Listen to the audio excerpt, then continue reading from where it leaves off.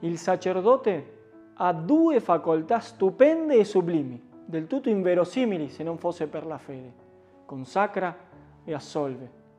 Egli offre a Dio ciò che è di più prezioso gli si può offrire in cielo e sulla terra. Offre lo stesso Dio. Consacra il pane e lo fa Cristo e lo offre immolato in un'ostia per i peccati degli uomini.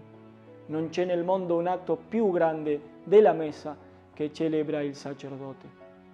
L'abitudine ha fatto in modo che il santo sacrificio già non sembri una meraviglia. Tuttavia, noi sappiamo che è stata necessaria una lunga e faticosa preparazione prima di offrire la prima messa.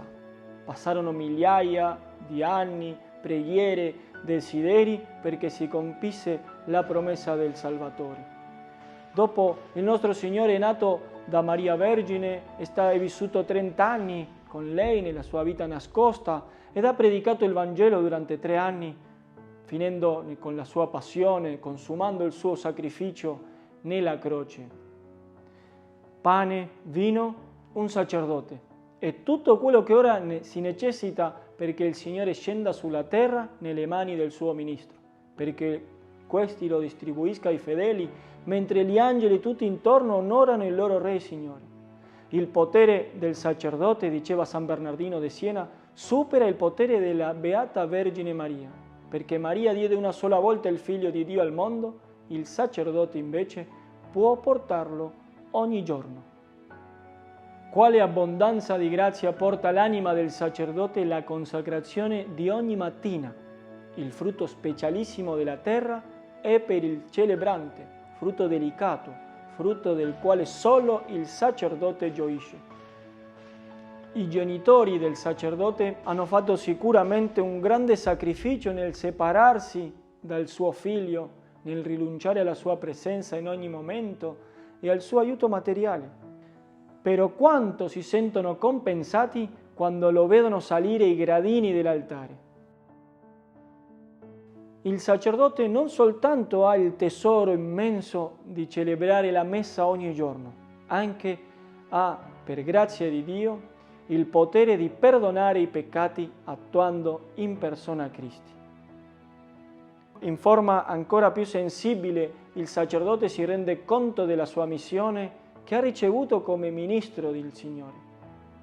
Tutto quello che scioglierete sulla terra sarà sciolto anche nei cieli, dice Gesù ai suoi discepoli. E i sacerdoti di oggi, come i primi, continuano ricevendo migliaia e migliaia di peccatori che si prostrano ai loro piedi, poiché sanno che il sacerdote non è un uomo ordinario, ma un altro Cristo, e con umile confidenza confessano a Lui i segreti della loro anima. Per quanto triste sia stata la vita di un uomo, benché i suoi peccati siano numerosi, nonostante si sia macchiati con i crimini che gli uomini non perdoneranno mai, il sacerdote ha il potere e il desiderio immenso di perdonare e purificare quell'anima. E quando i peccatori non vanno dal sacerdote, va lui a cercarli. Va a cercarli in prigioni, negli ospedali, vicino al banco dei giustiziati, nei campi, va a cercarli nelle fattorie, nelle città, arrivando nelle parti più malfamate, non meno che negli edifici, negli appartamenti del centro. Per il sacerdote tutte queste sono anime che bisogna salvare e purificare.